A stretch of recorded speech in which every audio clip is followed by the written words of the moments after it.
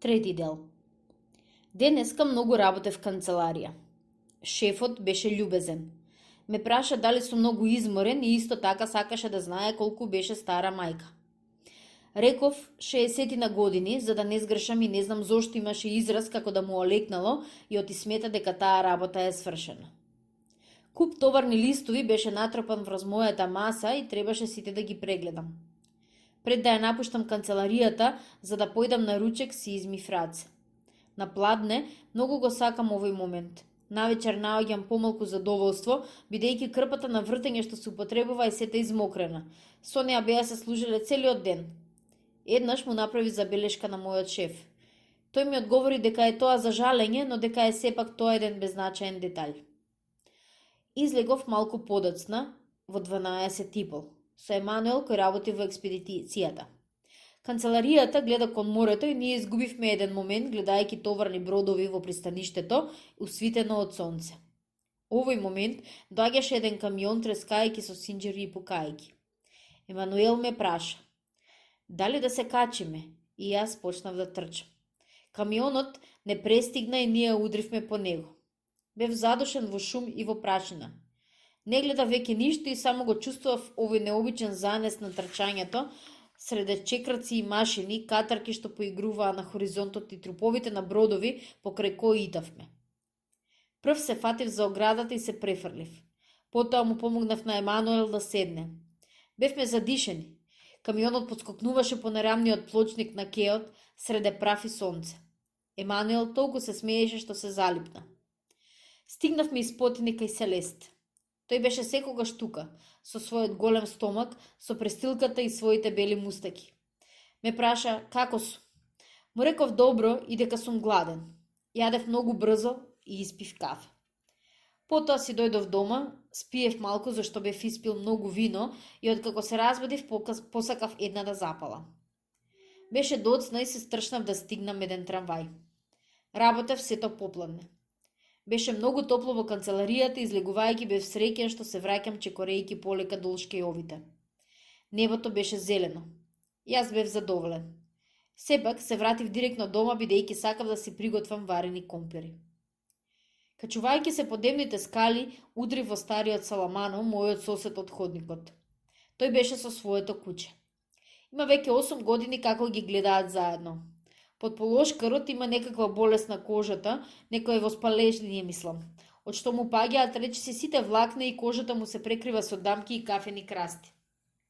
Живеејќи така долго со него, самите двајца во едно мало сопче, стариот Саламано на крајот почна да личи на него. Имаше 2 црвени красти врз лицето и жолтеникави и ретки влакна. А и самиот пес прими од својот господар еден вид подгрбавено одење, муцката напред, а вратот издолжен. Како да беа од иста раса, а сепак се гнасеа еден од друг. 2 пати на ден во 11 часот и во 6 часот стариот го води својот пес на прошетка. Веќе 8 години тие не го измениле својот пат. Секој може да ги види долж улицата Лион, песот го влече човекот, се дури стариот Саламано не се сопне. Тогаш тој го тепа својот пес и му се руга. Песот лази од страф и остава да го влече стариот. Во тој момент на стариот му е редот да го влечка. Кога песот ќе заборави, повторно го влече својот господар и пак овој го тепа и му се руга. Тогаш и двајцата остануваат на тротоарот и се гледаат. Песот со страф, човекот со омраза. Така е тоа секој ден. Кога песот сака да моча, старецот не му остава време за тоа и го тегне, а под полошкарот се е по него трага од ситни капки. Ако случајно тоа го направи во собота, тогаш е уште тепан. Тоа трае веќе 8 години. Селес постојано вели дека тоа е несреќа, но всушност никој не може да знае што е. Кога го сретнав на скали, Саламано токму го караше својот пес. Тој му велеше: "Гнасо, мрцино!" И песот стенкаше. Јас му реков: "Добра вечер", но старецот не му се караше непрекинато. Тогаш го прашав што му беше сторил песот. Тој не ми одговори, само рече: "Гнасо, мрцино!" Го сватив, дури кога се наведна над својот пес нешто да му поправи на герданот. Говорев многу силно. Тогаш без да се сврти ми одговори со еден вид воздржан бес: "Секогаш е тука." Потоа отиде влечејќи го животното кое оставаше да биде влечено на сите 4 нози и пискаше. Точно во тој момент влезе вториот мој сосед по ходникот. Во квартот се зборува дека тој живее од жени. Меѓутоа, ако го опрашуваат за неговата професија, тој е магационер. Главно никој не го сакаше. Но тој ми зборува често и понекогаш поминува еден момент кај мене, бидејќи го слушам. Сметам дека она што тој го раскажува е интересно. Впрочем, немам никакво право да не му зборувам. Тој се вика Рамон Сентес. Тој е доста мал, со широки рамења и боксерски нос. Секогаш е облечен моштен коректно. Исто така зборувајќи за Саламано и тој ми рече: "Зарем тоа не е несреќа?" Ме прашуваше дали од тоа не се гнасам и јас одговорив не. Се искачивме и кога сакав да го напуштам, тој ми рече: "Имам во станот колбаси и вино. Сакате ли да каснете едно парче со мене?" Мислев дека тоа ќе ме ослободи од тоа да морам да готвам и прифатив. Тој исто така има само една соба со кујна без прозорец. Над неговиот кревет има еден ангел од бел и розов штук, фотографии на шампиони и 2 или 3 слики од наголи жени. Собата беше нечиста и креветот несуреден. Најпрвен ја запали својата ламба на газија, извади од джебот еден доста сомнителен завој и ја завитка својата десна рака. Го прашав што е тоа, тој ми рече имал судирање со еден тип што го предизвикувал. "Разбирате, господин Мерсо," ми рече тој, "не е тоа поради тоа што сум лош, туку дека сум брз." Оној ми рече слези од трамвајот ако си маж, јас му реков ајде биди мирен, а тој ми рече дека не сум маж. Тогаш слегов и му реков подобро да прекинеш, инаку ќе те вразумам. Тој одврти што, тогаш го удрив еднаш. Тој падна. Јас сакав да го подигнам, но тој ме ритна со нога од земја. Тогаш го удрив со колено и 2 пати со бокс. Лицето му беше во крв. Го прашав дали е задоволен сега и тој ми рече да. За сето време Сантес го наместуваше својот завој. Бев седнат врз креветот. Тој ми рече: "Гледате дека јас не го сакав тоа, тој ме навреди." Тоа беше точно и јас му одобрив. Тогаш ми изјави дека токму сакал да се посоветува со мене по повод таа афера, дека јас сум еден човек што го познавам животот, дека можам да му помогнам и дека потоа ќе станеме пријатели. Ништо не реков и тој ме праша дали уште би сакал да бидам негов пријател. Реков дека тоа ми е сеедно. Тој беше задоволен. Извади колбаси, ги испече во тава и постави чаши, чини и прибор за јадење и 2 шишиња вино. Сето тоа го правеше молчејки.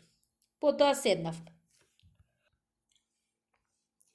Јадејки, почна да ми раскажува некои настани од својот живот. Од првин малку се двоумеше. Познавав една жена, така да се рече, тоа беше моја метреса. Човекот со кого беше се тепал беше брат на оваа жена. Тој ми рече дека ја издржувал. Ништо не одговорив, а сепак веднаш додаде дека знае што зборуваат за него луѓето во квартот, но дека му е совеста чиста и дека е магационер. "Но да се вратам на мојата историја," ми рече тој. "Забележав дека таа ме лаже. И давал достатно за да може да живее. Самиот и плаќал кирија за незината соба и давал 20 франкови на ден за храна. 300 франкови за собота, 600 франкови за храна, од време на време по еден чифт чорапи, тоа чини 1000 франкови. Господјата не работеше. Но таа ми велеше дека е тоа вред, но дека со тоа што и го давав не можела да излезе на крај. Меѓутоа, јас си реков, зошто не работиш барем само половина ден? Доста би ми олеснила за сите тие дрибулии. Овој месец ти купи фустан и мантел. Ти плаќам 20 франкови на ден, ти ја плаќам киријата, а ти попладнето пиеш кафе со твоите пријатели. Ти им даваш кафе и шеќер. Јас ти давам пари. Јас добро постапувам со тебе, а ти ми враќаш со зло." Но таа не работеше. Постојано велеше дека не излегува накрај и така забележав дека ми е неверна. Потоа тој ми раскажа дека нашол еден лос од лотарија во незината чанта и дека не можела да му објасни како го купила. Малку подоцна тој нашол кај неа потврда од залагалницата која докажуваше дека таа заложила 2 гривни. Се дотогаш не знаел дека тие гривни постојат. Добро видов дека ме лаже. Тогаш ја напуштив, но најпрвен ја биев, а потоа и ги реков сите вистини. И реков дека она што таа го сакате беше да се занимава со онаат своја работа. Како и го реков тоа, вие разбирате, господин Мерсо. Ти не гледаш дека луѓето ти завидуваат на среќата што ти ја давам, дури подоцна ќе дознаеш среќата што ја имаш. Тој ја тепал до крв. Порано не ја тепал. Ја тепав, но така да се каже, нежно. Таа викаше малку, ги затвара в капаците и се свршуваше како секогаш. Но сега е сериозно и што се однесува до мене, не ја казнив достатно. Тој ми објасни тогаш дека е тоа поради тоа што чувствувал потреба за еден совет. Застана да го поправи фитилјот на ламбата што чадеше. Јас го слушав постојано. Испив речиси литар вино и чувствува врелина во слепите очи. Пушев цигари од Рамон, бидејќи други не ми останаа веќе. Последните трамваи минуваа и со себе ја носеа вревата, сега далечно на преградието. Рамон продолжи. Му било криво дека сакал уште да има однос со неа, но тој сакал да ја казни. Прво размислувал да ја одведе во хотел и да ја викне полицијата за јавен ред и морал за да предизвика скандал, така да ја даде книжка на проститутка. Потоа се обратил до своите пријатели од подземјето. Ништо не смислиле. И како што забележа Рамон, многу ти чини да бидеш во подземјето. Тој им рекол и тие му предложиле да ја обележат. Но тоа не било она што го сакал тој. Ке размисли. Пред тоа сакаше нешто да ме праша. Впрочем, пред да ме праша за тоа, сакаше да знае што мислам јас за оваа историја. Одговорив дека не мислам ништо, но дека е тоа интересно. Тој ме праша дали таа го лаже, а мене ми изгледаше дека таа го лаже. Потоа, дали сметам дека треба да ја казни и што би правил да сум на негово место, а јас му реков дека никогаш не може да се знае, но дека разбирам што сака да ја казни. Уште малку пие вино. Тој запали цигара и ми ја откри својата идеја. Сакаше да ја напише писмо. Со навреди, но истовремено и со такви нешта што ќе ја натераат да се покае. Потоа, кога ќе се врати, тој ќе легне со неа и точно од тој момент кога ќе треба да сврши, тој ќе ја плукне в лице и ќе ја изфрли надвор. Јас сметав дека на тој начин со еден збор таа ќе биде казнета, но Ремон ми рече дека не се чувствува способен да го напише писмото што му е потребно и дека мислил на мене јас да го состава. Бидејќи не реков ништо, тој ме праша дали би ми било здодевно тоа да го сторам веднаш и јас одговорив дека не би ми било. Тогаш, откако испие една чаша вино, тој стана. Ги оттурна чиниите и малку од колбасите што бевме ги оставиле. Внимателно ја избрише мушамата на масата. Од над фиока на својата ноќна масичка зеде лист коцкеста хартија, жолт коверт, мало перо од црвено дрво и четвртеста мастилница со лилјаково масло. Кога ми го кажа името на жената, забележав дека е Маврка. Го напишав писмото. Му напишав без многу да му мислам, но настојував да го задоволам Рамона, бидејќи немав причина да не го задоволам. Потоа го читав писмото на глас. Тој ме слушаше, пушејќи и климајќи со глава. Потоа ме замоли да го препрочитам. Беше сосема задоволен. Ми рече: знаев дека добро го познаваш животот. Отпрви не забележав дека ми се обратува со ти. Тоа беше само кога ми објави: сега си ми вистински пријател, од кој бев фрапиран. Тој ја повтори својата фраза и јас реков: да. Мене ми беше сеедно дали сум негов пријател, но тој имаше навистина изглед како тоа да го сакал. Го затвори писмето и ние го завршивме виното. Потоа еден момент пушевме молчејќи. Надвор се беше мирно. Слушнавме лизгање на автомобил што поминуваше. Јас реков: доцна е. Ремон го мислеше истото. Тој забележа дека времето изминало брзо и во известна смисла тоа беше вистина.